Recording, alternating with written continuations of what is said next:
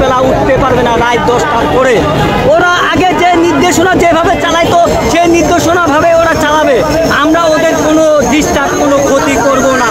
আমরা আমাদের সংগঠনে আমরা সবাইকে বলছি, আমরা বলছি আমাদের ভাইদের ধৈর্য ধরো, তোমরা ধৈর্য ধরো। আমরা সরকারের কাছে আবেদন জানাচ্ছি, অবশ্যই আমাদের সরকার আমাদের সাড়া দিবে। এই জন্যই আমরা ভাইদেরকে বলতেছি তোমরা উত্তেজিত হয়ে না। আমরা অটো গাড়ির বিরুদ্ধে এটার নামটি সিডির বিরুদ্ধে দুর্ঘটনা ঘটে নিয়ন্ত্রণ করতে পারে না, মানুষ আহত হয়, অনেক ক্ষতিগ্রস্ত হয়।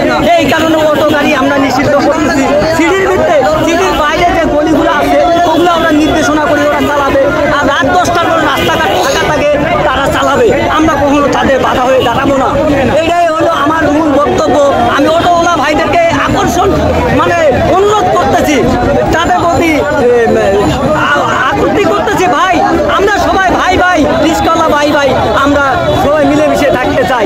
আপনারা যা আছেন সবাই তার নির্দেশ এলাকায় যেভাবে চালাইতেন সেভাবে চালিয়ে যান। এটাই এখান থেকে আমার বক্তব্য শেষ হলো। আসসালামু আলাইকুম।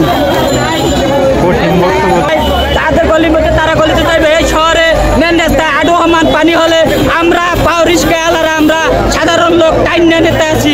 আমরা ময়লা দেখি না কিছু দেখি না, আমরা টাইনে নিতে আছি। তাদের কারণে গাড়ি চললে অ্যাক্সিডেন্ট বাড়ে।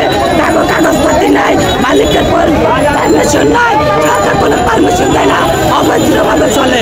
আমরা তাদের কারণে কোনো যাত্রী পাই না, আমরা ভাড়া দিয়ে চলতে পারি না, ভাড়া দিতে পারি না। আগে যে প্রতিষ্ঠান ছিল তারা সেই প্রতিষ্ঠানের কাছে তাদের সাথে কথা বলতে তারা মানে নাই। তারা বলে আমরা আমাদের সরকার অনুমতি দিতে, শেষ যে সরকার আওয়ামী লীগ সরকার গুন্ডাবাহিনী সরকার তারা অনুমতি দিও, তারা তো বলাইছে। আর নতুন সরকার আছে তারা এই